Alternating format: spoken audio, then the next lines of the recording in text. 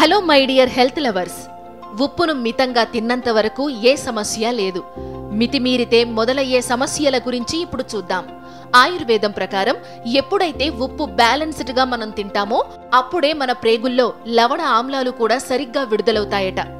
ఉప్పు తినడం పెరిగితే ఊపిరితిత్తుల్లో నీరు ఎక్కువగా చేరుతుందట. అందువల్ల ఊపిరితిత్తులు ఆ నీటిని బయటకు పంపించడానికి మనకు దగ్గును క్రియేట్ చేస్తాయి. ఈ విధంగా ఉప్పు అధికంగా తింటే దగ్గు కూడా పెరుగుతున్నట్టే. అలాగే సుశ్రుతుడు చెప్పిన దాని ప్రకారం అతిగా తింటే ఉప్పు దురద దద్దుర్లను కలిగిస్తుంది.